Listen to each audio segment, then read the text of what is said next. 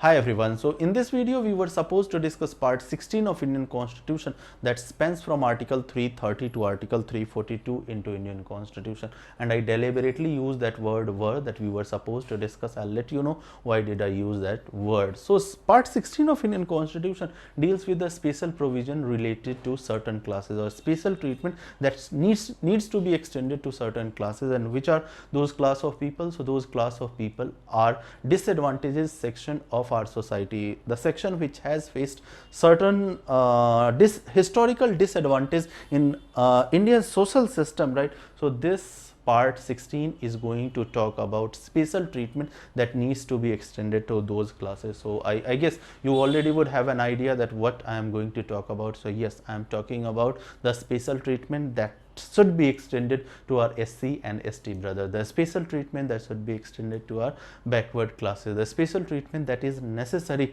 not due to historical injustices but due to the special circumstances that should be extended. Special circumstances I am talking in relation to the Anglo-Indians, because they have not faced that historical injustices. That historical injustices word should be used only into the relation of this SC community, ST community and other backward classes. So these kind of community, their claim into public services, that is government jobs, their claim due to the disadvantaged position that they have been, their claim into government jobs, their claim into educational system, their claim at the political representation. When I am talking about political representation, so I am talking about their representation into the Lok Sabha and the Legislative Assembly in various states, right? So this part 16 is going to talk about all these things, that is spanning from Article 330 to Article 340. Now I am letting you know that why did I use that word that we were supposed to discuss. So whenever it comes to the political representation, let us see.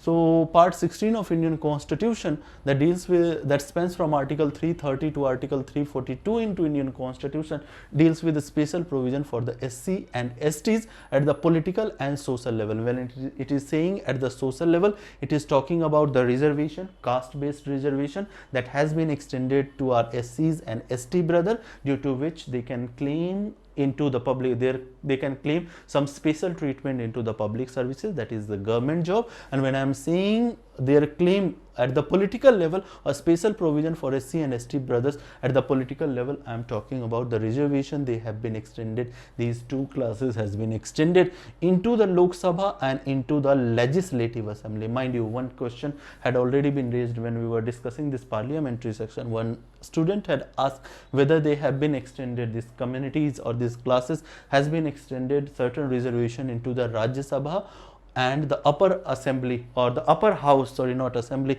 upper house at the state level. No, so there is no constitutional provision for the reservation at the political level into the Rajya Sabha or the upper house. So that is one point. The constitution only talks about their political representation either into the Lok Sabha or into the Legislative Assembly into the various states, right? So see, all these things that we are going to talk about starting from Article 330 to Article 340, my point is that all these things that is contained into this part 16 of Indian Constitution that talks about special provisions related to these certain classes, disadvantageous classes, or due to special circumstances that they should be extended certain special treatment. All these things we have discussed into one chapter or another. For example, when we are talking about reservation, that is Article 330 is talking about representation for SC and ST brothers into the Lok Sabha. So into the parliamentary chapter, when we were discussing this parliament, there we had discussed this Article 330, 331, 332 and 333,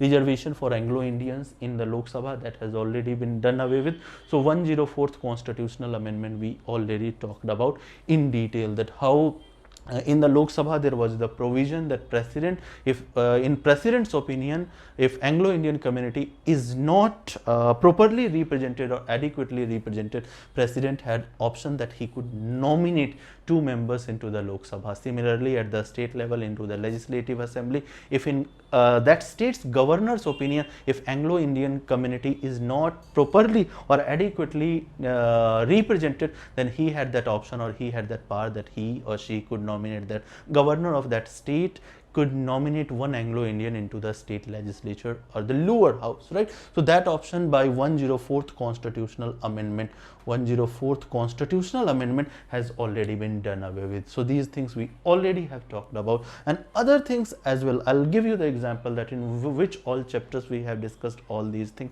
See, the only purpose of me not discussing all these things, I could have easily taken a 40 minutes or 50 minutes lecture or 1 hour lecture and could make you understand, but that will lead to duplication of effort. I can use this time into the analysis of other chapters that are pending. So I hope you will give me that luxury. Let us talk about the other articles where we have discussed. So reservation for Anglo-Indian, we already, reservation for SC and STs into the Legislative Assembly, we already have talked about, right? Reservation for Anglo-Indians into the Legislative Assembly, we already have talked about. Reservation of seat and representation to end into 60 years, that is Article 334. So again, by 104th constitutional amendment itself, the reservation which was supposed to end, this reservation into the Lok Sabha for SC and ST brother, that was supposed to end into 2020, so that has been extended for another 10 years by 104th constitutional amendment. This point we already have talked in parliamentary chapter itself, right?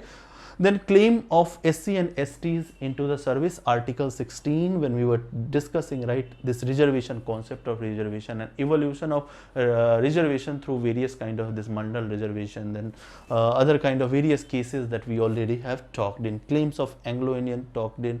Educational grants to the Anglo-Indians we have talked in. NCSC, NCST, National Commission on for the Scheduled Caste, National Commission for Scheduled Tribe, National Commission for Backward Classes, we already have talked in Article 338, how you had initially combined National Commission for SC and ST. Later on this was separated, and there were two articles, Article 338 initially, which had later on you had this Article 338A, and by which you had this National Commission for Scheduled Tribes. Later on in 2018 you will see National Commission for Backward Classes was also created. So you had this article, sub article 330B, right? 6th schedule, that is dealing with the administration into the certain areas, right? We already have talked about NCBC, we already have talked about scheduled caste, what is scheduled caste and what is the scheduled tribe, we already have talked about. So all those things that is mentioned into the part 16 of Indian Constitution, that is my point, that we have discussed all these things into one chapter or another, right? So you simply need to, if you are not a regular viewer, right, for this for coverage of this particular chapter, I'll advise you to go to the relevant video and watch these things. I could easily have made, as I already told you, 1 hour lecture on all these things, but again that will be wastage of time, so I did not wanted to do that. So with this instruction or with this guidance, I am wrapping up this lecture, right? There is no MCQ that is scheduled for this particular video, so I'll expect you that you will keep extending me this kind of luxury so that I could utilize the saved time at better places, at other places, into better analysis wherever it is necessary. So with this comment, thank you, thanks a lot, bye bye.